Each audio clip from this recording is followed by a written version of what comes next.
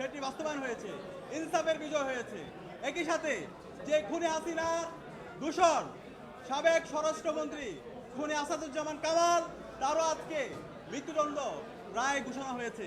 কিন্তু একই সাথে আমরা আশা করেছিলাম যে খুনি হাসিনার নির্দেশে আমাদের চাঙ্গারপোল থেকে শুরু করে আমাদের সাভারে এবং সারা দেশে যে গণহত্যা চালিয়েছে, হেলিকপ্টার থেকে গুলি করেছে সাবেক পুলিশের আইজিপি চৌধুরী আব্দুল্লাহ আল মামুন, তারও দৃষ্টান্তমূলক বিচার আওতায় আনা হবে। কিন্তু তার যে 5 বছরের তাকে কারাদণ্ড দেওয়া হয়েছে, সেটা আমরা সন্তুষ্ট না। আমরা অন্তর্বর্তীকালীন সরকার আন্তর্জাতিক অপরাধ ট্রাইব্যুনালকে অনুরোধ করব, তার যে অপরাধের মাত্রা সে অনুযায়ী তাকে যেন ন্যায্য বিচারের আওতায় নিয়ে আসা হয়। একই সাথে আমরা ডাকসুর পক্ষ থেকে বলতে চাই, এই খুনি হাসিনা এবং তার সকল দূষরদের, তারা বিগত 16 বছরে যত ফেসিবাদ কায়েম করেছে, যত গণহত্যা এবং শিশুহত্যা করেছে, এই প্রত্যেকটা হত্যাকাণ্ডের বিচারে স্বাধীন বাংলাদেশে হতে হবে। একই সাথে হাসিনাকে ভারত থেকে স্বাধীন বাংলাদেশে দ্রুত নিয়ে আসতে হবে।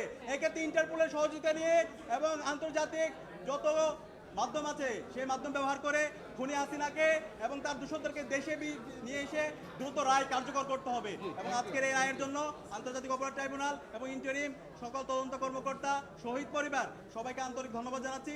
আমরা সবাই ঐক্যবদ্ধ হবে, জুলাইয়ে যে প্রজন্ম তৈরি হয়েছে, সকল রাজনৈতিক দল, ছাত্র সংগঠন, আমরা শহীদদের আকাঙ্ক্ষার আলোকে একটি বৈষম্য ইনসাফ ভিত্তিক বাংলাদেশ Thank you.